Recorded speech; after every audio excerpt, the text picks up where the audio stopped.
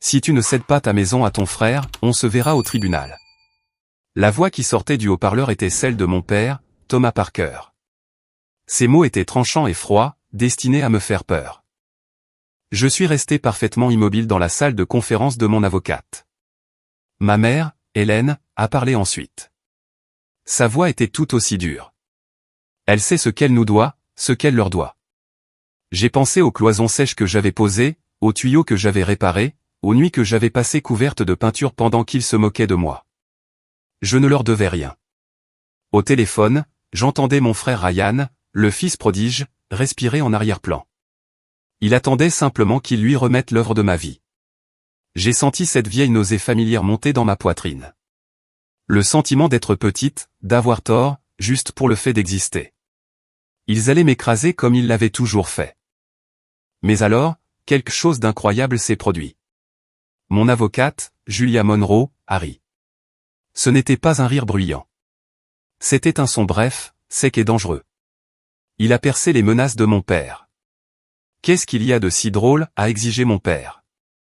Avant de commencer, assurez-vous d'aimer cette vidéo, de vous abonner à la chaîne, et de laisser un commentaire ci-dessous pour me dire d'où vous regardez dans le monde. Julia s'est penchée vers le haut-parleur, sa voix soudainement glaciale. Cet appel, a-t-elle dit, est enregistré. Cet appel téléphonique avec mon avocate a été la fin de quelque chose. Mais le début avait commencé 5 ans plus tôt. Tout a commencé avec une maison. J'avais 29 ans. J'avais un bon travail à Denver en tant que chef de projet. J'étais calme. J'étais responsable. Je payais mes propres factures. Ma famille m'ignorait la plupart du temps, sauf s'ils avaient besoin de quelque chose ou s'ils voulaient souligner ce que je faisais de mal. Mon frère Ryan était tout le contraire. Il était bruyant. Il était charmant. Il était un désastre. À 29 ans, il avait abandonné 3 universités différentes. Il avait démoli 2 voitures que notre père lui avait données. Il avait un appartement payé par mes parents. Il était leur fils prodige. Il avait tant de potentiel. Moi, j'étais juste Olivia, l'arrière-plan. Un jour, j'ai vu un panneau, à vendre, dans une rue que j'aimais. C'était une maison de style craftsman des années 20, et c'était une ruine complète. Les fenêtres étaient barricadées. Le porche s'affaissait. La peinture s'écaillait en larges bandes hideuses. Tout le monde l'appelait le gouffre financier. Ma famille pensait que j'étais folle. « Tu achètes ça », a dit mon père Thomas. Il n'a même pas essayé de cacher son dégoût. Nous étions chez eux pour le dîner du dimanche. C'était le seul moment où il demandait à me voir. C'est un taudis, Olivia, a dit ma mère, Hélène. Elle a remué son thé glacé. Tu ne fais que jeter ton argent par les fenêtres. Pourquoi ne prends-tu pas un bel appartement neuf comme celui que nous avons pris pour Ryan? Je l'aime bien, ai-je dit doucement. Elle a une bonne ossature. Mon père a ri. Un son bref et sec. Tu ne connais rien aux ossatures, Olivia. Tu vas m'appeler dans un mois, me suppliant de te tirer d'affaire. Je ne le ferai pas, ai-je dit. Ryan a juste secoué la tête, un petit sourire en coin. Bonne chance, sœurette. On dirait qu'elle est bonne à démolir. Je l'ai achetée. J'ai vidé tout mon compte épargne. Je me sentais nauséeuse et terrifiée. Mais je ressentais aussi autre chose. Une petite étincelle. C'était à moi. Mon père avait tort. Je ne l'ai jamais appelé. La première année a été un enfer. Le toit fuyait. J'ai dû le remplacer entièrement. J'ai obtenu 3 devis. J'ai choisi le moins cher et j'ai aidé l'équipe à transporter les nouveaux bardeaux. J'ai appris à arracher le vieil asphalte. Puis la plomberie. Un tuyau a éclaté sous l'évier. Il a inondé la cuisine. Je me suis assise sur le sol et j'ai pleuré pendant 1 heure. Ensuite, je suis allé à la quincaillerie. J'ai acheté un livre sur la plomberie. J'ai regardé des vidéos en ligne.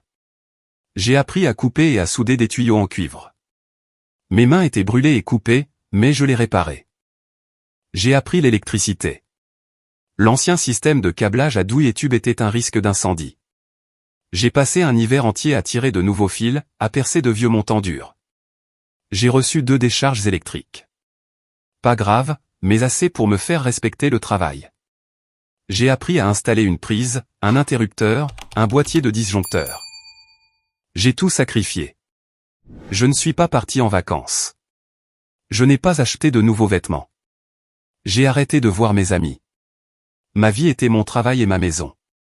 J'ai manqué les jours fériés. Je me souviens d'un Thanksgiving où mes parents emmenaient Ryan à Hawaï. Ils m'ont appelé de l'aéroport. Tu devrais vraiment venir avec nous, Olivia, a dit ma mère. Sa voix était faussement enjouée. Tout ce travail que tu fais. Ce n'est pas sain. Tu es toute seule dans cette vieille maison poussiéreuse. Je ne peux pas. Je dois finir les cloisons sèches, ai-je dit. J'étais couverte d'enduit à joint. Mes cheveux étaient blancs de poussière.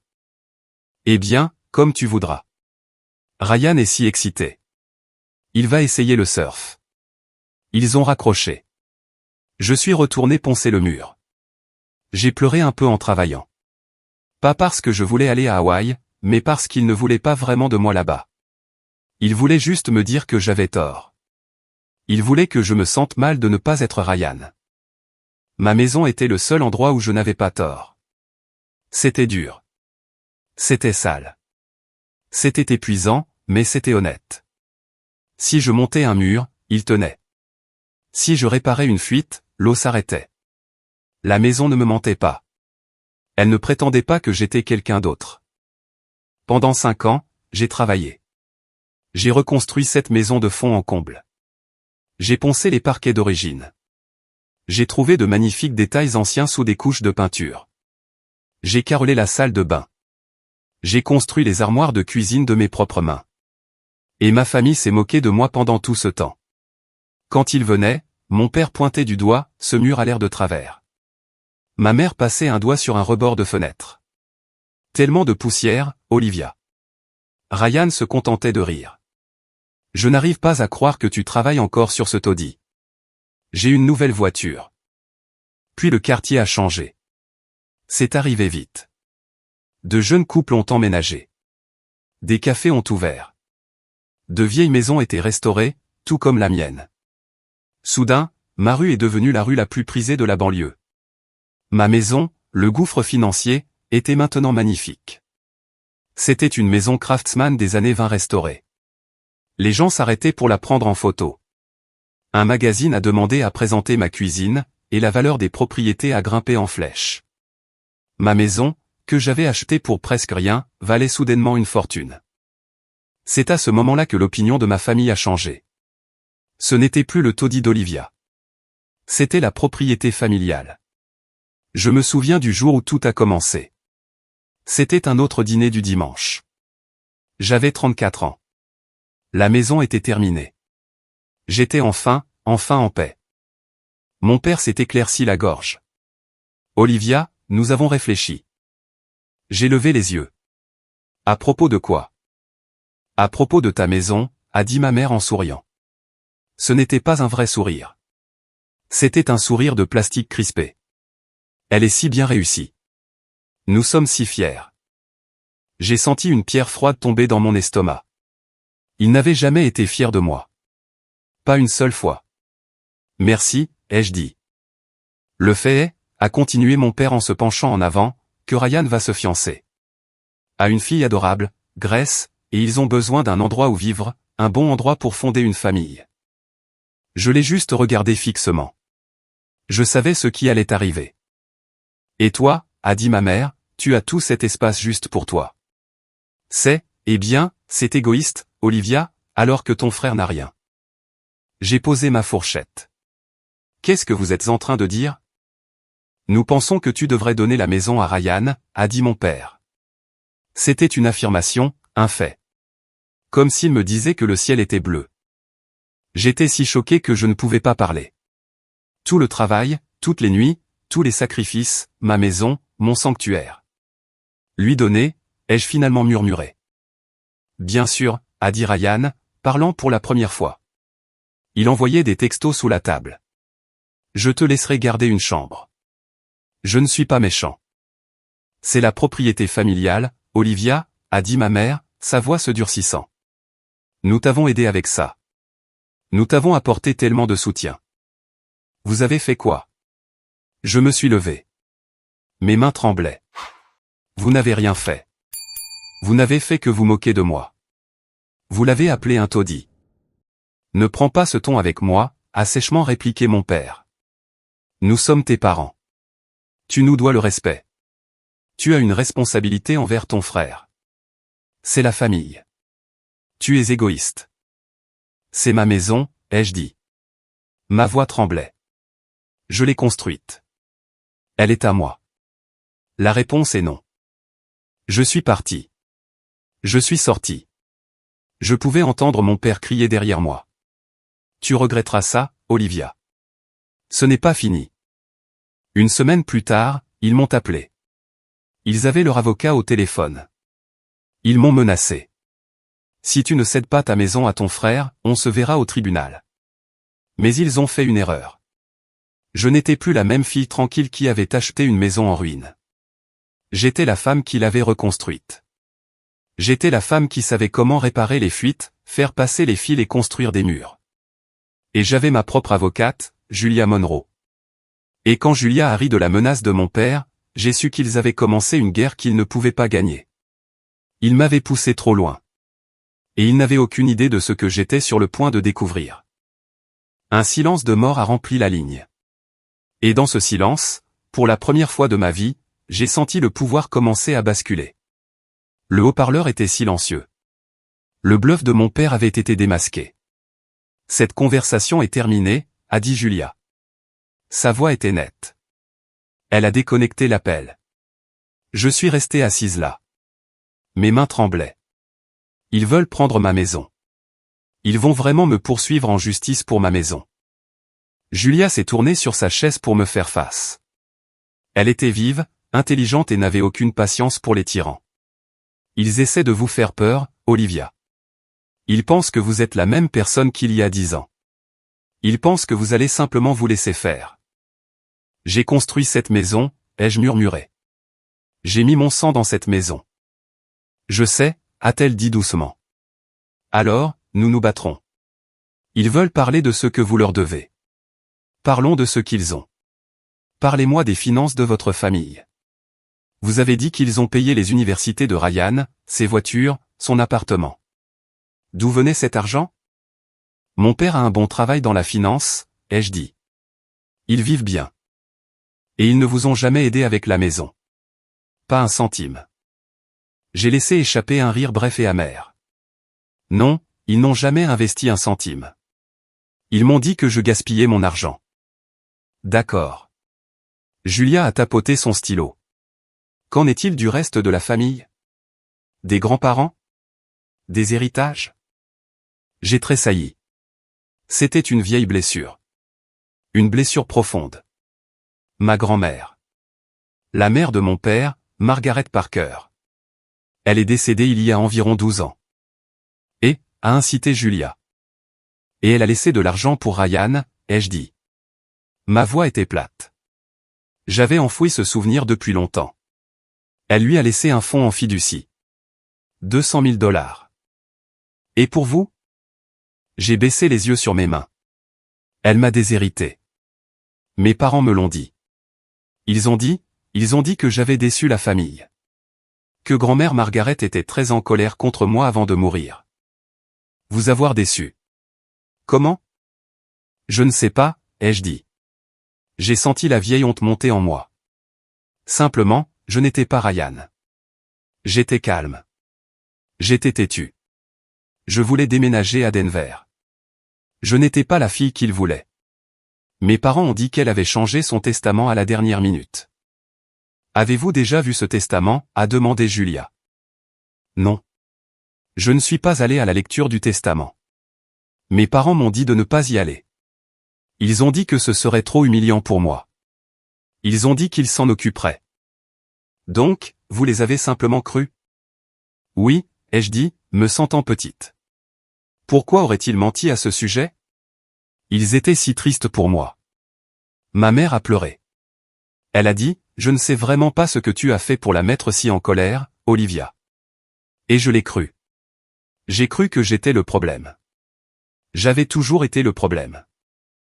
J'ai pensé à ces 200 000 $. Ça aurait changé ma vie. quand j'ai acheté ma maison, j'étais si pauvre. J'ai vécu de nouilles instantanées pendant 1 an. Je prenais des contrats en freelance supplémentaires la nuit juste pour payer le bois de construction. Pendant tout ce temps, je pensais que Ryan avait juste eu de la chance et que je méritais d'être déshéritée. Julia est restée silencieuse pendant un long moment. Elle m'a juste observé. Olivia, a-t-elle dit, est-ce que Ryan a eu son argent tout de suite? Non, ai-je dit. Il l'a eu quand il a eu 30 ans. C'est ce que mes parents ont dit que le fonds était pour.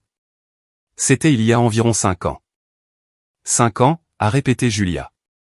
À peu près au moment où ses dépenses ont vraiment commencé à augmenter. Oui. Nouvelle voiture, grand voyage. Lui et mes parents sont allés en Europe. Julia a écrit quelque chose sur son bloc-notes. Et ils ne viennent réclamer votre maison que maintenant. Maintenant qu'elle vaut beaucoup d'argent. Oui. Quelque chose ne va pas, a dit Julia. Ils se sentent en droit, Olivia. Pas seulement en droit de posséder votre maison. Ils se sentent en droit de posséder votre succès, et ce genre de sentiment de droit. Il a souvent une histoire. J'ai quitté son bureau en me sentant tremblante. Cette nuit-là, je n'ai pas pu dormir. Je n'arrêtais pas de penser à ma grand-mère, Margaret. Elle avait été gentille avec moi. Elle aimait le jardinage. Elle avait des mains rudes et fortes, comme les miennes. Elle m'avait dit une fois, tu es la seule dans cette famille qui sache comment construire quelque chose, Olivia. Ne les laisse jamais l'oublier. Pourquoi m'aurait-elle déshéritée? Parce que tu l'as déçue. La voix de ma mère résonnait dans ma tête. J'ai essayé de la repousser, mais la question était là. C'était une fissure dans les fondations. Le souvenir m'est revenu une semaine plus tard. C'était si clair. J'avais l'impression d'y être à nouveau. C'était la fête de fiançailles de Ryan.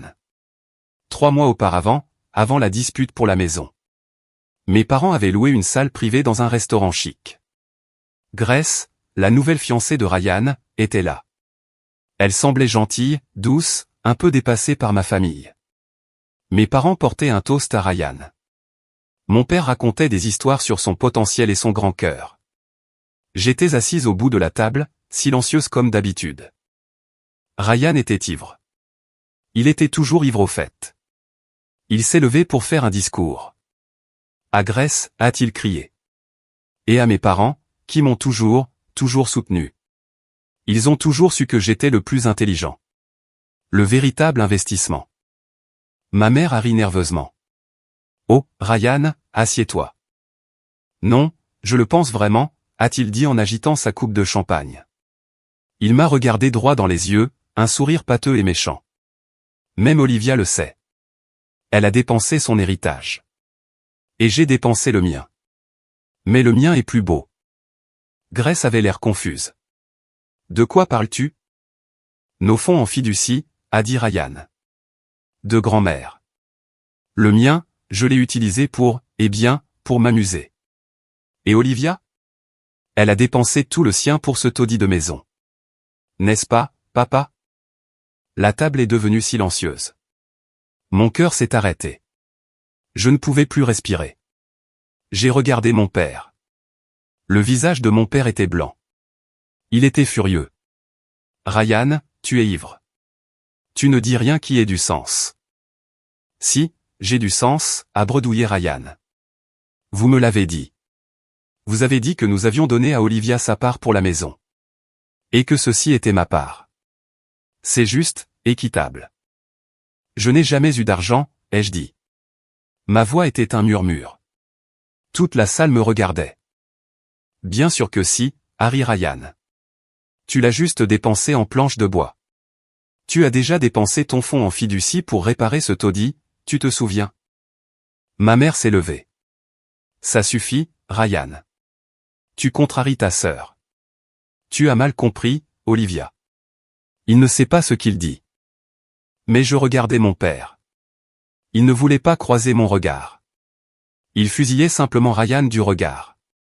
Un regard de pure rage. Non pas parce que Ryan mentait, mais parce qu'il disait la vérité. Ils avaient raconté un mensonge différent à Ryan. Il m'avait dit que j'étais déshéritée. Il lui avait dit que j'avais déjà reçu ma part. Le mensonge s'est fissuré. Je me suis levé et je suis sorti de la fête. Je n'ai pas dit au revoir. Je suis resté assise dans ma voiture pendant 1 heure, à fixer le volant. 200 000 $. Ils ne m'avaient pas seulement laissé me débattre. Ils ne s'étaient pas seulement moqués de moi. Ils m'ont regardé me débattre. Ils m'ont regardé saigner, travailler et me sacrifier. Ils m'ont regardé pleurer à cause d'un tuyau éclaté. Ils m'ont regardé manger des nouilles pour pouvoir me payer de la peinture, pendant que mon argent, était sur leur compte en banque. Le lendemain matin, j'étais au bureau de Julia à 8 heures. Je veux voir le testament de ma grand-mère, ai-je dit. Le vrai. Julia a regardé mon visage. Je n'avais pas dormi. Je n'étais pas triste. J'étais froide. Je connais la personne qu'il faut, a-t-elle dit. La personne de Julia était un enquêteur nommé Carlos Vega. Il n'était pas ce à quoi je m'attendais. C'était un homme calme dans un costume impeccable. Il ressemblait plus à un comptable qu'à un détective. Il était calme et il écoutait. Nous nous sommes assis dans la salle de conférence de Julia. Je lui ai raconté l'histoire. La fête de fiançailles. Les paroles ivres de Ryan. Les visages de mes parents. J'ai l'impression d'être folle, ai-je dit. J'accuse mes propres parents je ne sais même pas. De vol. Carlos a simplement hoché la tête. Mon travail est simple, mademoiselle Parker. Je n'écoute pas les histoires. Je trouve des documents. Les documents ne mentent pas. Vous croyez que votre grand-mère, Margaret Parker, est décédée dans ce comté? Oui, ai-je dit. Il y a 12 ans. Et vos parents étaient les exécuteurs testamentaires ou les fiduciaires? Je crois bien. Ils se sont occupés de tout. D'accord, a dit Carlos. Il a fermé son carnet. Je vais commencer par les archives du tribunal des successions. Le testament devrait être un document public. Je vais récupérer les conventions de fiducie, les relevés de compte si je le peux. Je regarderai aussi les registres de propriété. Les registres fiscaux, ai-je demandé. Parfois, a dit Carlos en regardant Julia, les familles deviennent compliquées. Il est bon d'avoir une vue d'ensemble. Il est parti. L'attente a été la pire partie. Pendant 1 semaine, je suis allé travailler. Je suis rentré dans ma belle et tranquille maison, mais elle semblait différente. Elle ressemblait à une scène de crime. Je n'arrêtais pas de toucher les murs que j'avais construits. Je pensais aux outils que j'avais achetés, aux fenêtres, au sol. Quelle part de tout cela était à moi? Quelle part avait été construite avec de l'argent que j'aurais dû avoir? Je me sentais malade. J'ai douté de moi-même. Peut-être que Ryan était juste ivre. Peut-être que j'avais mal compris. Peut-être que mes parents disaient la vérité. Peut-être que j'étais juste une déception et que j'aggravais les choses en étant paranoïaque. Puis Julia m'a appelé. Pouvez-vous venir? Carlos a tout trouvé. Je me suis assise sur la même chaise qu'avant. Mais cette fois, la table de conférence était couverte de papier, de classeurs, de relevés. Carlos était assis au bout. Julia était assise en face de moi. Carlos, a dit Julia, allez-y. Carlos a fait glisser un document sur la table. Ceci est le testament et les dernières volontés de votre grand-mère, déposé au tribunal des successions 1 semaine après son décès. Je l'ai pris. Mes mains tremblaient. J'ai lu les mots. Je lègue ma succession en 2 parts égales, à détenir en fiducie pour mes 2 petits-enfants bien-aimés, Ryan Parker et Olivia Parker. Chaque petit enfant recevra sa part entière à son 30e anniversaire. Bien-aimé, ai-je murmuré. Bien-aimé, pas décevant. Elle ne m'a pas déshérité. Non, a dit Carlos. Il a poussé un autre document. Ceci est la convention de fiducie. Vos parents, Thomas et Helen Parker, ont été nommés cofiduciaires. Qu'est-ce que ça veut dire? Ça veut dire qu'ils avaient le contrôle total de l'argent, a dit Julia. Sa voix était calme et très froide. Jusqu'à vos 30 ans. Mais ils m'ont dit que Ryan avait eu sa part. Je n'ai jamais eu la mienne. Ce n'est pas tout à fait vrai, a dit Carlos. Il a ouvert un classeur. Il était rempli de relevés bancaires d'un compte en fiducie dont je n'avais jamais connu l'existence. Voici le compte il y a 12 ans. Un dépôt de 400 000 $ plus les intérêts. Voici, il y a 5 ans, le 30e anniversaire de Ryan. Un retrait de 200 000 $ qui lui a été versé. Il a tourné la page. Et voici, a-t-il dit, le reste. Votre part. Il a pointé une série de retraits sur une période de 3 ans, commençant presque immédiatement après la mort de ma grand-mère. Frais de fiduciaire, 25 000 $, payés à Thomas Parker. Frais de gestion, 25 000 $, payés à Helen Parker. Remboursement pour dépenses familiales, 50 000 $, payés à Thomas Parker. Remboursement pour éducation, 75 000 $, payés à Thomas Parker. Et ainsi de suite. Des petits retraits, des gros, tous signés par mes parents. Tous payés à mes parents. Au moment de mon 30e anniversaire, le compte était vide. Il l'avait vidé jusqu'à la dernière goutte. Ils s'étaient payé la totalité de mon héritage. Ils l'ont volé, ai-je dit. Ce n'était pas une question. C'était une affirmation. Ils m'ont volé 200 000 $. Et les intérêts, a dit Julia. Mais ce n'est pas tout. Carlos a fait glisser une dernière série de documents. Des déclarations de revenus. Les déclarations de revenus de mes parents. Vous viviez seul, n'est-ce pas? Vous payez votre propre loyer, puis votre propre hypothèque. Oui. Depuis que j'ai 22 ans. Eh bien, a dit Carlos, selon l'administration fiscale, ce n'est pas le cas. Vos parents vous ont déclaré comme personne à charge sur leurs impôts jusqu'à vos 28 ans. Je ne comprenais pas, pourquoi. Pour les crédits d'impôt, a dit Julia, sa voix remplie de dégoût. Des milliers et des milliers de dollars chaque année. Ils ont dit au gouvernement que vous viviez avec eux et qu'ils payaient plus de la moitié de vos dépenses. Pendant que je réparais ma maison, ai-je murmuré. En mangeant des nouilles instantanées. J'ai enfin compris. Les voyages en Europe, les nouvelles voitures pour Ryan, leur vie confortable, leurs bons dîners. Tout cela avait été payé par moi. Ils avaient volé mon passé. Ils avaient construit leur confort sur mon dos.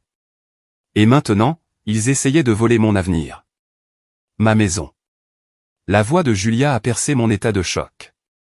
Elle était glaciale. Vol d'héritage, Olivia. Manquement à l'obligation fiduciaire et fraude fiscale. Ce qu'ils ont fait est un crime. J'ai regardé Julia. Le brouillard dans ma tête avait disparu. La blessure avait disparu. La tristesse avait disparu.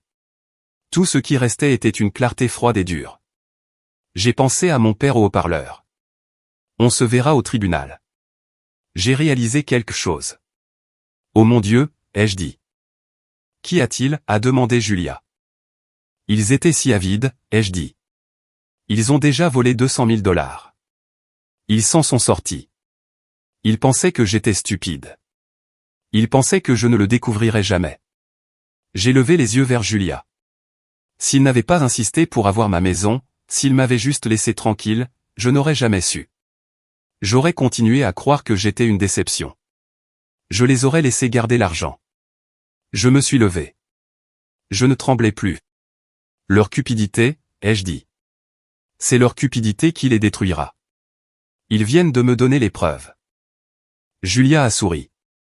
C'était un vrai sourire cette fois. Un sourire de requin. Oui, Olivia, a-t-elle dit. C'est exactement ce qu'ils ont fait. Une semaine plus tard, j'étais à mon bureau au travail. J'étais en réunion avec mon équipe, discutant d'un nouveau projet. Ma vie semblait divisée en deux. Il y avait l'Olivia normale de tous les jours qui gérait les délais et parlait de permis de construire. Et puis il y avait la nouvelle Olivia, celle qui savait que toute sa vie était bâtie sur un mensonge. Mon assistante a fait sonner ma ligne de bureau. Olivia, il y a un homme ici pour vous voir.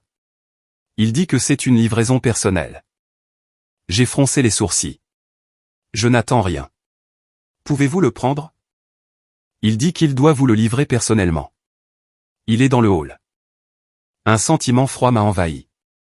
Je savais ce que c'était. Je me suis excusé de la réunion. Je suis sorti dans la zone de réception. Un homme en costume bon marché se tenait là, tenant une grande enveloppe Kraft. Mon patron passait par là. Mes collègues regardaient. « Êtes-vous Olivia Parker ?» a-t-il demandé à voix haute. « Oui, ai-je dit. »« Vous avez reçu une assignation ?» a-t-il dit en me tendant l'enveloppe. Il s'est retourné et est parti. Mon visage était en feu, humilié. C'est ce qu'ils voulaient. Ils voulaient me faire honte à mon travail. Ils voulaient prouver qu'ils avaient du pouvoir sur moi, où que je sois. Mon patron m'a regardé. Est-ce que tout va bien, Olivia? Oui, ai-je dit. J'ai serré l'enveloppe. Juste une affaire personnelle. J'ai marché jusqu'à la cage d'escalier. Je me suis assise sur les marches en béton froid. J'ai déchiré l'enveloppe. C'était une poursuite. Thomas et Helen Parker contre Olivia Parker. J'ai lu les allégations. Les mots me sautaient aux yeux. Allègue qu'Olivia Parker retient en otage une propriété familiale. Affirme que Thomas et Helen Parker ont fourni des contributions financières importantes à l'achat et à la rénovation de la propriété. Déclare qu'Olivia Parker exerce une influence indue et cause une détresse émotionnelle grave à ses parents âgés. Des mensonges. Tout n'était que mensonge.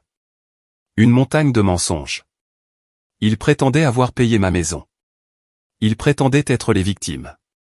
Ils me dépeignaient comme une fille cruelle et ingrate qui les volait. L'ancienne moi aurait pleuré. L'ancienne moi aurait été terrifiée. Je me sentais juste froide. J'ai plié les papiers. Je les ai remis dans l'enveloppe. Je suis retourné à mon bureau, j'ai terminé ma réunion et j'ai dit à mon patron que je devais partir plus tôt pour un rendez-vous. J'ai conduit directement au bureau de Julia. Je n'ai même pas appelé. Je suis entré et j'ai tendu l'enveloppe à sa réceptionniste. Elle voudra voir ça. Julia m'a rappelé 2 minutes plus tard. Je me suis assise dans son bureau, parfaitement calme, pendant qu'elle lisait la plainte. Elle a tout lu. Puis elle l'a posée et elle a souri. Ce dangereux sourire de requin. Ça, a-t-elle dit, c'est le geste le plus stupide qu'ils auraient pu faire. Ils viennent de mettre tous leurs mensonges par écrit sur un document légal. Ils me l'ont signifié au travail, ai-je dit. Devant tout le monde. Ce sont des tyrans, Olivia. Ils pensaient que ce serait la poussée finale. Ils pensaient que vous recevriez ces papiers, que vous seriez humiliés et que vous les appelleriez en pleurant. Que vous les supplieriez d'arrêter. Que vous leur donneriez la maison. Alors, qu'est-ce qu'on fait?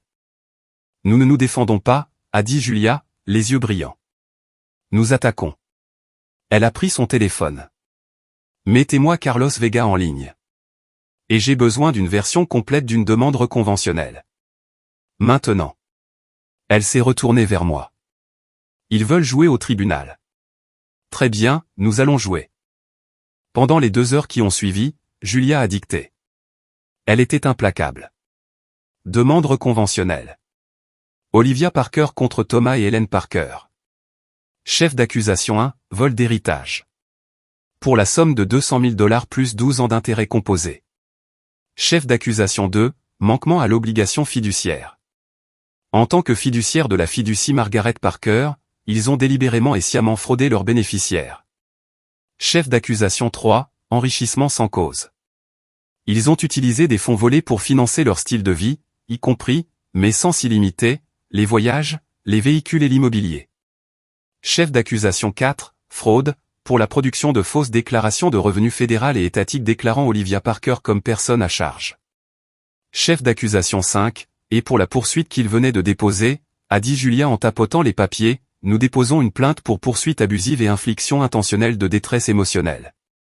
Nous demanderons des dommages-intérêts punitifs. C'était brutal. C'était une liste de tous leurs crimes, de tous leurs secrets. Que se passera-t-il quand ils recevront ça, ai-je demandé. Ils paniqueront. Leur avocat, quel qu'il soit, verra nos preuves. Il verra le testament. Il verra les relevés bancaires. Il verra les déclarations de revenus. Et il leur dira qu'ils vont perdre et qu'ils pourraient aller en prison. Elle a imprimé la demande conventionnelle. Elle faisait 20 pages. Ils ont essayé d'instrumentaliser la loi, Olivia, a dit Julia en me tendant un stylo. Ils pensaient que c'était une massue pour vous frapper.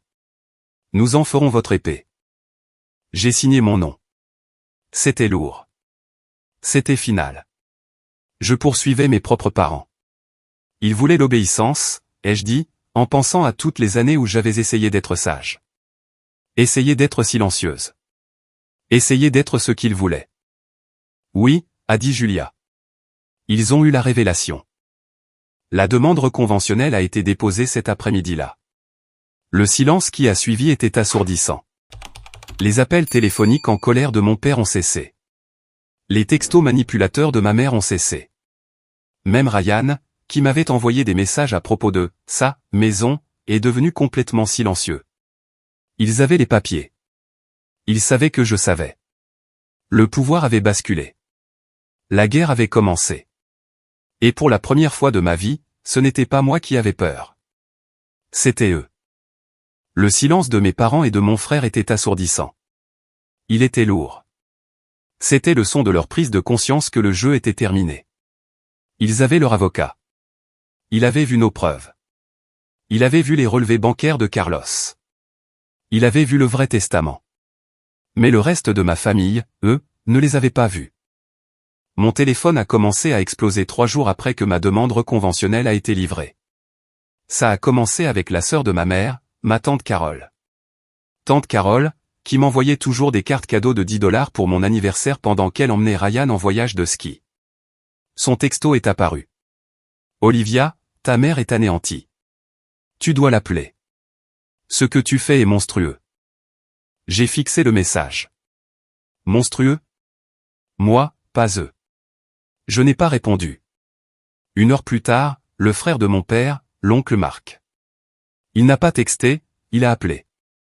J'ai laissé le message sur la boîte vocale. Son message était rempli de lourds soupirs et de déception.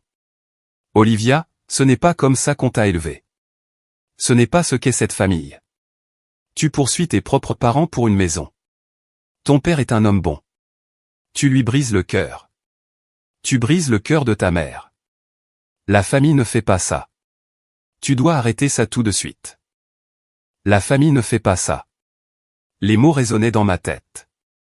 Ils ont raison, a murmuré une petite partie ancienne de moi. C'est toi le problème. C'est toi qui causes toute cette douleur. C'est toi qui as tort.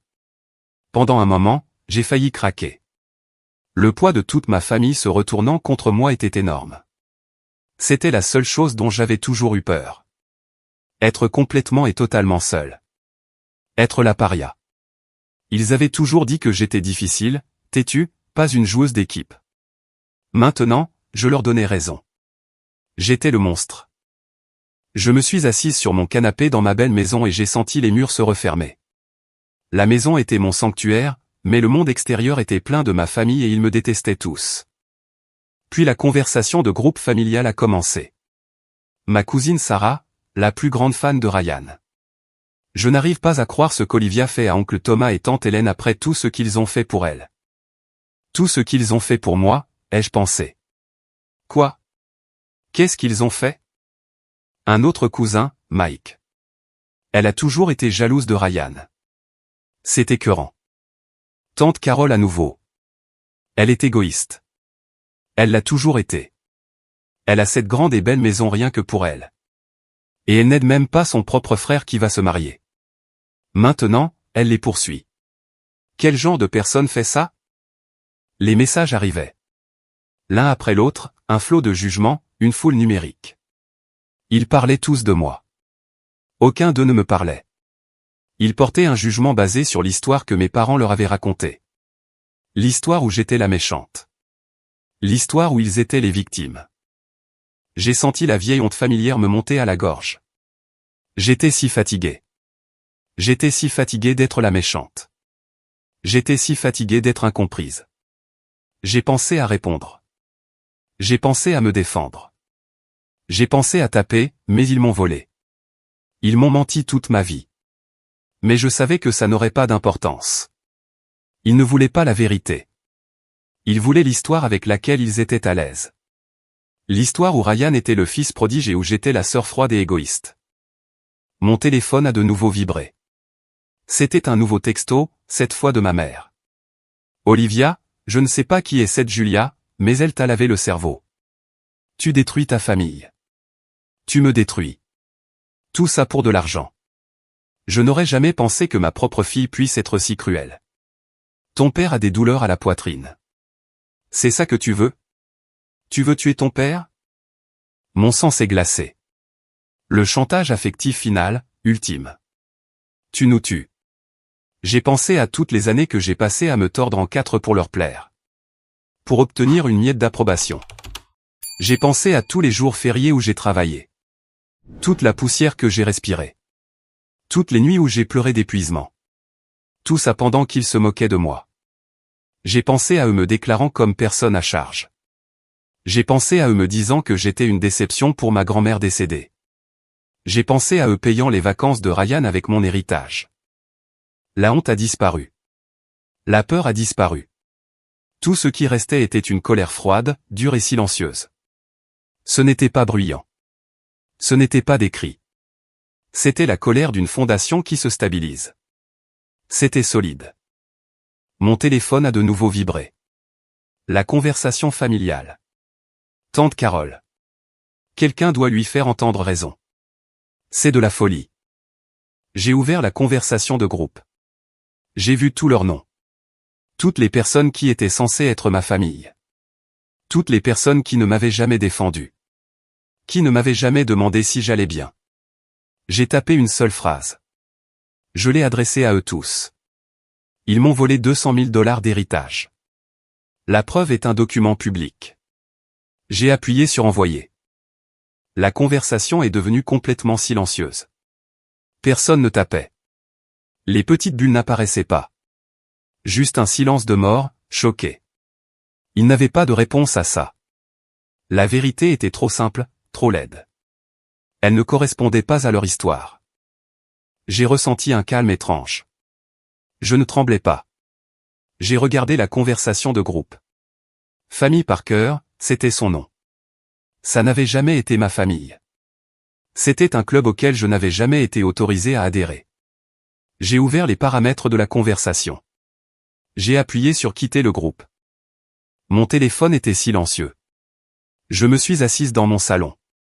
Le soleil entrait à flot par la fenêtre que j'avais installée moi-même. J'ai regardé mes mains. Elles étaient fortes. Elles avaient construit ça. J'étais complètement, officiellement seul. Il ne me restait plus de famille. La solitude faisait mal. C'était une véritable douleur physique dans ma poitrine. La petite fille en moi pleurait. Elle voulait juste sa maman et son papa. Mais ensuite, j'ai pris une respiration. Une profonde et pleine respiration. C'était la première bouffée de liberté que j'avais jamais eue dans ma vie. L'air avait un goût pur. La solitude était réelle, mais c'était mieux que le poison qu'il m'avait fait ingurgiter pendant 34 ans. J'ai bloqué le numéro de tante Carole. J'ai bloqué celui de l'oncle Marc. J'ai bloqué mes cousins. J'ai éteint mon téléphone. Je suis allé dans ma cuisine. Je me suis fait une tasse de thé. Je me suis assise sur ma terrasse arrière. J'ai écouté les oiseaux. Ils n'avaient plus de pouvoir sur moi. Ils avaient utilisé leur dernière arme. La culpabilité, la honte, la peur d'être abandonné. Et j'avais survécu. J'étais libre. Je savais que ce n'était pas la fin. Ils essaieraient autre chose. Mais ça n'avait pas d'importance. Ils ne connaissaient pas la femme que j'étais devenue. Ils voyaient toujours la fille calme et effrayée. Ils n'avaient aucune idée de ce dont j'étais capable. Ils n'avaient aucune idée que je ne faisais que commencer. 2 semaines ont passé. Le silence était profond. Mon avocate, Julia, s'occupait de tout. Leur avocat était en pleine retraite. Il avait vu nos preuves. Il savait que ses clients lui avaient menti. Il essayait de les convaincre de régler l'affaire. Julia ne lui facilitait pas la tâche. Ils veulent éviter un procès public, m'a dit Julia au téléphone. Un procès signifie que les relevés bancaires et la fraude fiscale deviennent publics. Ils sont terrifiés. Bien, ai-je dit. Ils savent que nous les tenons, mais ce sont toujours vos parents.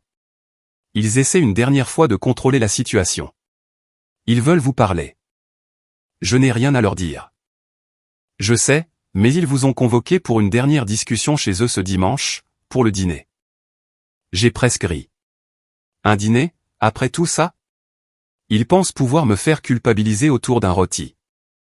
C'est une manœuvre classique, a dit Julia. Vous attirer sur leur territoire, vous tendre une embuscade, rendre les choses émotionnelles. Ils espèrent que vous craquerez. J'y ai réfléchi. L'ancienne moi aurait refusé. Je me serais caché. La nouvelle moi y a vu une opportunité. D'accord, ai-je dit. J'irai. Olivia, a dit Julia, sa voix sèche d'avertissement. Ce n'est pas une bonne idée. C'est ce qu'ils veulent. J'irai, ai-je dit, à une condition. Vous venez avec moi. Il y a eu une pause. En tant que votre avocate? En tant que mon avocate. Et je veux que Carlos vienne aussi, avec sa mallette. Julia est restée silencieuse un moment. Puis elle a laissé échapper un petit sifflement. Oh, Olivia. Vous n'y allez pas pour dîner. Vous y allez pour mettre fin à tout ça. Oui, ai-je dit. C'est exact. Ce dimanche-là, je n'ai pas pris ma voiture habituelle. J'ai retrouvé Julia et Carlos dans un café voisin. Nous avons pris la voiture de Julia, une berline sombre et chère. Elle ressemblait à un char d'assaut. Carlos était silencieux comme toujours. Il avait une fine mallette noire sur les genoux. Elle était pleine de documents, le testament, les relevés bancaires, les déclarations de revenus, la vérité. Julia portait un tailleur bleu foncé impeccable. Elle avait l'air d'aller au tribunal. Je portais un simple pantalon noir et une chemise blanche. Je me sentais calme. Je n'allais pas à un dîner de famille. J'allais à une négociation, une reddition. Nous nous sommes garés devant la maison de mes parents. La maison où j'avais grandi. La maison où j'avais toujours été la seconde. La voiture de mon père était là. Celle de ma mère et de Ryan, et 2 autres voitures. Ils ont amené des renforts, ai-je dit. C'est tante Carole et oncle Marc. Bien sûr qu'ils l'ont fait, a dit Julia. Ils préparent une intervention pour vous sauver. Laissez-moi parler. Contentez-vous de rester là et d'être forte. Carlos, vous êtes avec moi.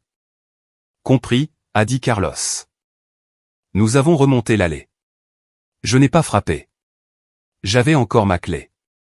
Je l'ai mise dans la serrure et j'ai ouvert la porte. Nous sommes entrés. Ils étaient tous là. Dans la salle à manger, la table était mise pour un grand repas de famille. Ma mère se tenait au bout de la table, se tordant les mains. Mon père était à côté d'elle, le visage rouge. Ryan était assis, avachi, regardant son téléphone. Tante Carole et oncle Marc étaient de l'autre côté, leurs visages figés dans des expressions sombres et critiques. Ils étaient tous là, prêts à me culpabiliser, prêts à bondir. Ils ont tous levé les yeux quand nous sommes entrés. La vue de Julia dans son tailleur de pouvoir et de Carlos avec sa mallette les a glacés sur place. Cela ne faisait pas partie de leur plan. Olivia, a dit ma mère. Sa voix était aiguë et fausse. Tu es en retard.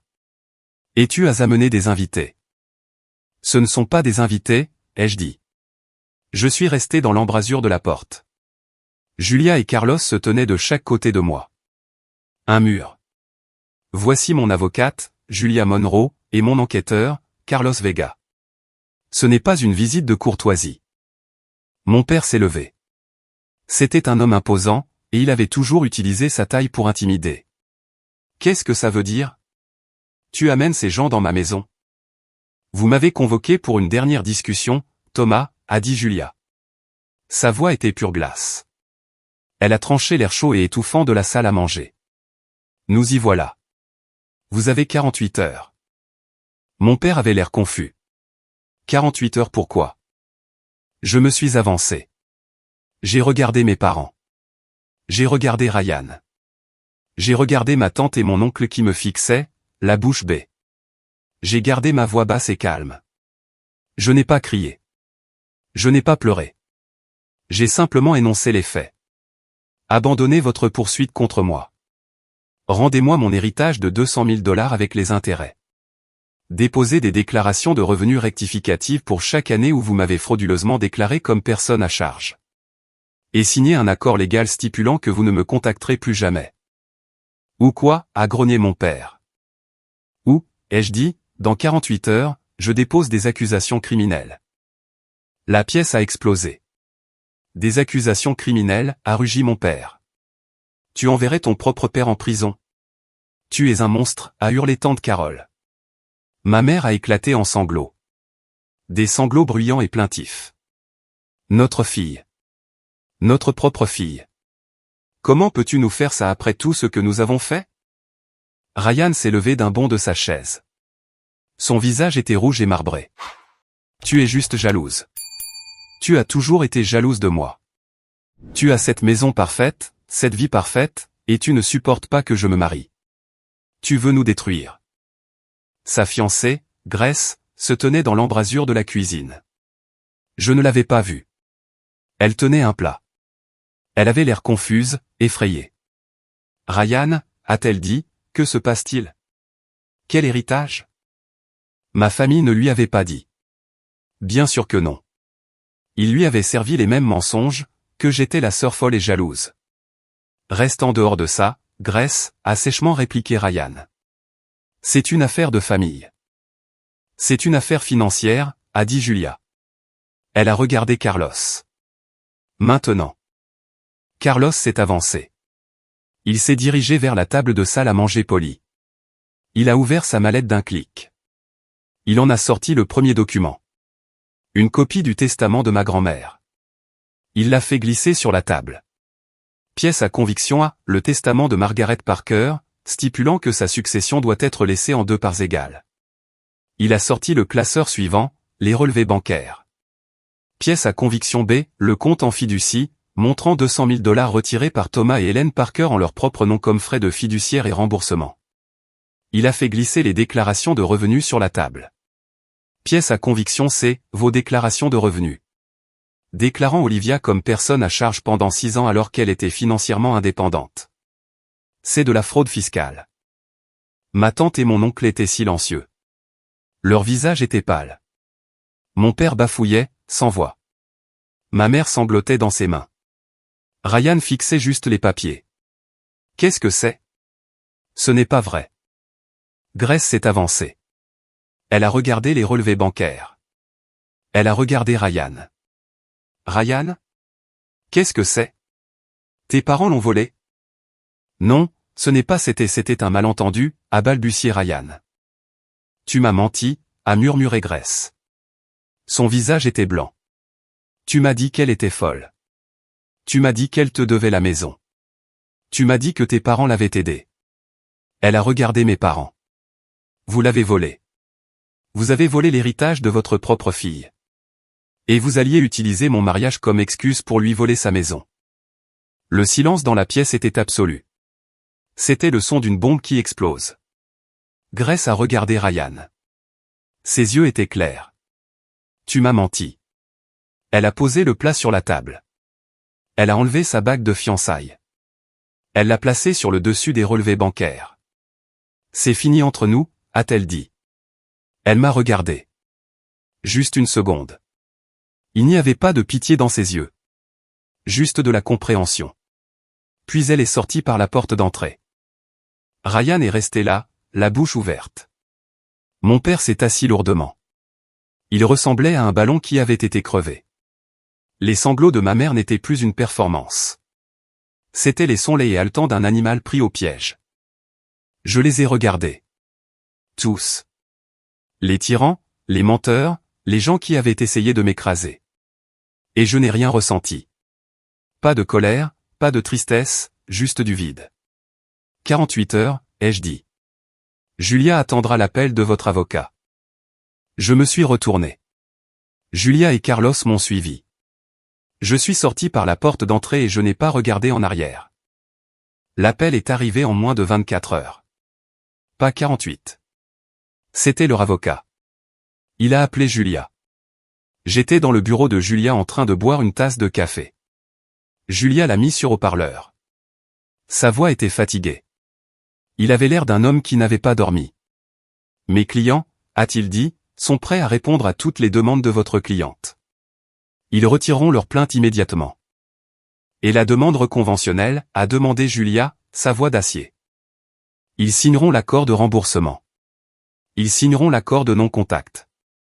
Ils ont besoin de temps pour le problème fiscal, rectifier autant de déclarations et les pénalités. Ils ont une semaine pour déposer les rectifications, a dit Julia. Et le plan de remboursement pour l'héritage volé commence dans 30 jours. Non négociable. Compris, a dit l'avocat. Il avait l'air vaincu. Et Julia, a-t-il ajouté juste avant de raccrocher, vous aviez raison. Je suis désolé de ne pas l'avoir vu plus tôt. Il a raccroché. J'ai regardé Julia. C'est fini? C'est fini, a-t-elle dit. Elle a souri, un vrai sourire chaleureux. Vous avez gagné, Olivia. Vous avez gagné avec la vérité. Les semaines suivantes ont été un tourbillon de paperasse. Je n'ai pas vu mes parents. Je ne les reverrai plus jamais. Tout est passé par Julia. Ils ont signé les papiers. Un coursier les a livrés. Ils ont signé le document retirant leur plainte. Elle a été rejetée avec préjudice, ce qui signifie qu'ils ne pourraient plus jamais la déposer. Ils ont signé l'accord de remboursement. C'était un plan strict calculé par un expert comptable judiciaire, incluant tous les intérêts que j'avais perdus pendant 12 ans. C'était une somme énorme. Ils ont signé l'accord de non-contact, un document légal qui stipulait qu'ils ne pouvaient pas m'appeler, m'envoyer de textos, de courriels, ou s'approcher à moins de 150 mètres de moi ou de ma propriété. S'ils le faisaient, ils seraient arrêtés. Ryan a également dû le signer. La dernière partie concernait les impôts. Ils ont déposé leur déclaration rectificative. Comme Julia l'avait prédit, l'administration fiscale n'était pas contente. La facture pour leurs arriérés d'impôts, plus les pénalités et les intérêts pour fraude, était massive. La justice n'était pas un coup de foudre. C'était de la paperasse. C'était une série de signatures sur une ligne pointillée. C'était froid et c'était silencieux et c'était absolu. Les conséquences pour eux ne l'ont pas été. Elles ont été bruyantes. Pour payer l'administration fiscale et pour me faire le premier paiement, ils ont dû vendre leur maison. La maison où j'avais grandi, la maison où ils s'étaient assis à la table de la salle à manger et avaient prévu de voler ma maison. Je l'ai découvert grâce à une annonce immobilière. Vendeur motivé, disait-elle. L'argent qu'ils m'avaient volé, l'argent sur lequel ils avaient bâti leur vie confortable était parti, et il a emporté leur maison avec lui. Ils ont emménagé dans un appartement exigu de 2 chambres. Le genre d'endroit dont ils se seraient toujours moqués. Tante Carole et oncle Marc ont disparu. Une fois la vérité révélée, une fois l'argent parti, leur loyauté familiale s'est évanouie. Ils ne voulaient pas être associés au vol et à la fraude. Et Ryan, son effondrement a été total. Grace était partie. Elle n'a jamais regardé en arrière. Elle avait vu la vérité, et elle ne voulait rien avoir à faire avec ça. Ryan, le fils prodige, n'avait jamais fait face à une seule conséquence de sa vie. Il ne savait pas comment faire. Il ne pouvait pas garder un emploi. Il n'avait aucune compétence. Il avait toujours été soutenu par mes parents, par mon argent volé. Maintenant, les béquilles avaient disparu. Ses fiançailles étaient terminées. Son fonds en fiducie était parti. Ses parents étaient fauchés. Il n'avait rien. Il n'avait personne à charmer, personne à qui mentir. La vérité l'avait enfin rattrapé, et il ne pouvait pas le supporter. Il a emménagé dans ce petit appartement avec mes parents. Le fils prodige était de retour dans sa chambre d'enfant, sauf que maintenant c'était une petite chambre d'amis qui sentait les vieilles boîtes. Et moi?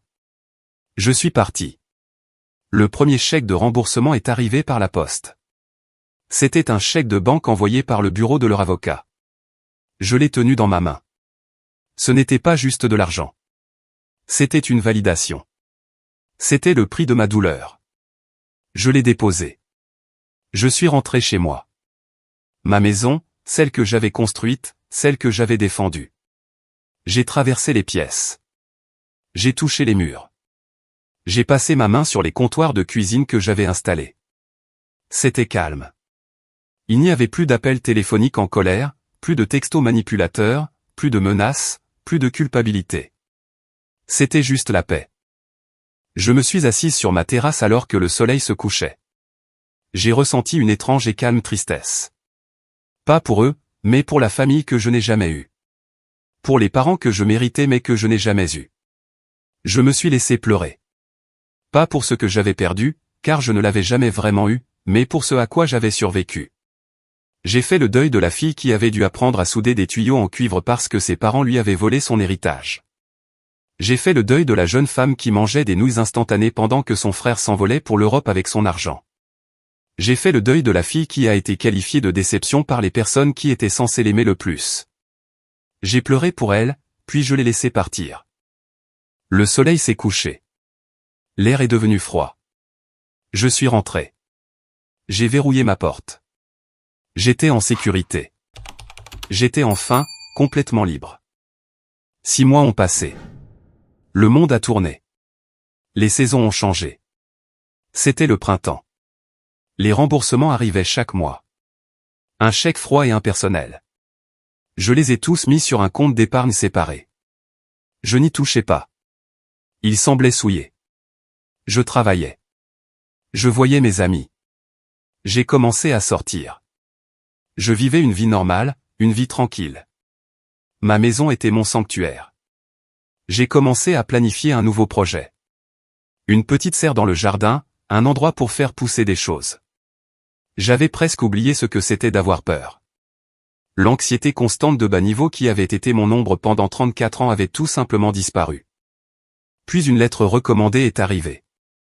Elle ne venait pas de l'avocat de mes parents. L'adresse de l'expéditeur était celle d'un cabinet d'avocats que je ne connaissais pas, Caleb Morgan, avocat.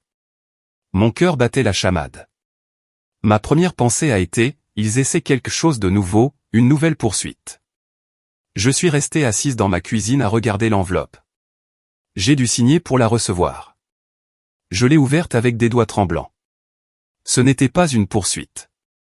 C'était une lettre. Chère mademoiselle Parker, je m'appelle Caleb Morgan. J'étais l'avocat personnel de votre grand-mère, Margaret Parker. C'est moi qui ai rédigé son testament et sa convention de fiducie. Je prends ma retraite. En nettoyant les anciens dossiers de mon cabinet, je suis tombé sur une boîte que votre grand-mère a laissée à ma garde. Elle devait vous être livrée, à vous et à vous seul, à ma retraite ou à ma mort. Elle était très précise à ce sujet. À l'intérieur de la boîte, j'ai également trouvé les documents d'un petit compte courant qu'elle a ouvert à votre nom, qu'elle seule contrôlait. Il était séparé de la fiducie. C'était son cadeau personnel pour vous. Il semble qu'il ait été négligé par les fiduciaires. Il est resté intact pendant 12 ans. Veuillez appeler mon bureau pour organiser le transfert du compte et la livraison de la boîte. J'ai lu la lettre 3 fois. Une boîte. Un compte séparé. J'ai appelé Monsieur Morgan. C'était un vieil homme. Sa voix était gentille et tremblotante. Oh, oui, Olivia, a-t-il dit. Votre grand-mère, elle était une femme très intelligente. Très intelligente. Elle ne faisait pas confiance à votre père. Pas du tout. Elle disait qu'il n'était que charme et sans colonne vertébrale. Elle a dit ça? Oh, oui. Elle a essayé de mettre en place la fiducie pour vous protéger tous les deux. Elle les a nommés cofiduciaires, espérant que votre mère serait un contrepoids. Je vois maintenant que c'était une erreur. Je suis profondément désolé pour ce que vous avez traversé. J'aurais aimé le savoir. Vous n'auriez pas pu, ai-je dit. Margaret a laissé cette boîte pour vous, et ce compte. Ce n'est pas beaucoup, mais c'est à vous. Elle voulait que vous l'ayez, libre de toute influence de vos parents. Je suis allé à son bureau cet après-midi-là. Il se trouvait dans un vieil immeuble poussiéreux. Il m'a remis un simple livret de banque à l'ancienne et une boîte en bois. C'était une simple boîte en pain teinté foncé. Ce fut un plaisir de vous rencontrer enfin, Olivia, a-t-il dit. Votre grand-mère serait très fière de vous. J'ai pleuré dans la voiture. Je suis rentré chez moi. Je me suis assise à ma table de cuisine. J'ai d'abord ouvert le livret de banque. Le compte contenait $50 000. Avec 12 ans d'intérêt, c'était presque $80 000. De l'argent dont je n'avais jamais connu l'existence. De l'argent dont il n'avait jamais connu l'existence. De l'argent qu'il ne pouvait pas toucher. Puis j'ai ouvert la boîte. À l'intérieur, il y avait un journal, un petit carnet relié en cuir, et une seule note pliée. J'ai ouvert la note en premier. C'était l'écriture de ma grand-mère. Forte, claire. Ma très chère Olivia, si tu lis ceci, je suis parti. Et cela signifie que tu es libre. Je me suis inquiété pour toi. Ton père est un homme faible. Ta mère est une femme froide. Et ton frère, il n'est qu'un trou noir. Ils essaieront de prendre ce qui est à toi. Ils te diront que ta force est un problème. Ils te diront que ta lumière est trop vive. Ils essaieront de t'éteindre, Olivia. Ils essaieront de te rendre petite pour qu'ils puissent se sentir grands. Ne les laisse pas faire. Je t'ai laissé de l'argent. J'ai peur qu'ils le volent. Alors, j'ai aussi laissé ceci. Une petite graine juste pour toi. Un secret. Construis ce qu'ils ne peuvent pas détruire. Construis ta propre vie. Construis ta propre maison. Construis ta propre paix. Ta force n'est pas un défaut. C'est ton héritage. Ne les laisse jamais te briser. Je t'aime, grand-mère Margaret. J'ai serré la note contre ma poitrine. J'ai sangloté. Elle savait. Toutes ces années, j'avais pensé que j'étais une déception. J'avais pensé que j'étais le problème. J'avais pensé qu'elle m'avait déshérité, mais elle savait. Elle m'avait vu. Elle les avait tous vus exactement comme ils étaient. Elle ne m'avait pas déshérité. Elle avait essayé de me protéger. Et elle m'avait laissé ce dernier cadeau, ce dernier message. Construis ce qu'ils ne peuvent pas détruire. J'ai regardé la banque. J'ai regardé le chéquier du compte de l'héritage. L'argent souillé. Je savais quoi faire. J'ai pris tout l'argent du remboursement, l'argent volé. J'en ai fait don jusqu'au dernier centime. Je l'ai donné à un refuge pour femmes locales. Un endroit qui aidait les femmes à échapper à des situations abusives. Qu'elles construisent de nouvelles vies avec. Je n'en voulais pas. Puis j'ai pris l'argent de ma grand-mère, l'argent propre, la graine. Je suis allé à la banque. J'ai tout retiré. Je suis allé à la quincaillerie. Je n'ai pas seulement construit une petite serre. J'ai construit une magnifique véranda en verre. Je l'ai construite à l'arrière de ma maison. J'ai engagé une équipe cette fois. Je les ai payés avec l'argent de ma grand-mère. J'ai travaillé à leur côté. Nous l'avons construite avec des poutres solides et du verre double vitrage. C'était un sanctuaire. Je l'ai rempli de plantes. Je l'ai rempli de lumière. C'était mon endroit calme, ma paix. Elle n'a pas été construite avec leur argent. Elle n'a pas été construite avec leur permission. Elle a été construite à partir de la vérité. C'était un héritage d'une femme qui avait vu ma force et qui savait qu'un jour, je la trouverais. Les années ont passé. Ma vie est devenue la mienne. Elle était calme. Elle était stable. Elle était heureuse. Ma maison était mon foyer. La serre était mon sanctuaire. J'ai rencontré un homme bon, un homme gentil, un charpentier qui aimait la maison que j'avais construite. Il aimait mes mains fortes. Nous avons construit une vie ensemble. Mon ancienne famille s'est estompée. Ils sont devenus des fantômes. J'ai entendu dire que mes parents ont vécu dans ce petit appartement jusqu'à ce que la santé de mon père décline. Les pénalités de l'administration fiscale et les remboursements à mon égard ont tout pris. Il ne leur restait rien. Ryan ne s'est jamais remis. Il m'envoyait parfois des textos depuis de nouveaux numéros. Je les bloquais, mais quelques-uns passaient. Olivia, s'il te plaît. J'ai des problèmes. J'ai juste besoin de 5 cents. Maman est malade. Papa et s'il te plaît. Tu as tellement de choses. Tu as cette grande maison. Ce n'est pas juste. Ce n'est pas juste. Il était toujours le fils prodige, toujours la victime. Il n'avait rien appris. Je n'ai jamais répondu. Pas par colère, pas par haine, mais parce qu'il n'y avait plus rien à dire. Mon silence était ma frontière. C'était le mur que j'avais construit pour me protéger, un mur qu'il ne pouvait plus démolir. Ce matin, je me suis réveillé tôt. Le soleil se levait à peine. Je me suis fait une tasse de café. Je suis entré dans ma serre. La lumière du soleil se déversait à travers les panneaux de verre. Il faisait chaud. Il faisait clair. Les plantes étaient vertes et pleines de vie. Je les ai arrosées. Celles que j'avais fait pousser à partir de graines. J'ai la note de ma grand-mère. Elle est encadrée. Elle est accrochée au mur de ma serre. Je la lis parfois. Je l'ai lue ce matin. Construis ce qu'ils ne peuvent pas détruire. J'ai souri. J'ai pensé à eux. Mon père, ma mère, mon frère. Ils ont essayé de voler ma maison. La seule chose que j'avais construite pour moi-même. Au lieu de cela, ils ont perdu la leur. Ils ont perdu leur argent, leur réputation, l'avenir de leur fils. Ils ont tout perdu parce qu'ils étaient avides. Parce qu'ils ne supportaient pas de me voir avoir une seule chose qui ne leur appartenait pas. J'ai levé les yeux. J'ai regardé la vie que j'avais construite. La paix que j'avais trouvée. J'ai pensé à toutes les personnes là dehors comme moi. Celles à qui on dit qu'elles sont difficiles parce qu'elles refusent d'être petites. Celles qu'on appelle égoïstes parce qu'elles refusent d'être utilisées. J'ai regardé droit vers la caméra. Je vous ai regardé droit dans les yeux. Si votre famille a déjà utilisé la culpabilité ou la cupidité contre vous, souvenez-vous de ceci. Le silence les protège. La vérité vous protège. Et la paix simple et tranquille de votre propre vie construite de vos propres mains. C'est la plus douce des vengeances.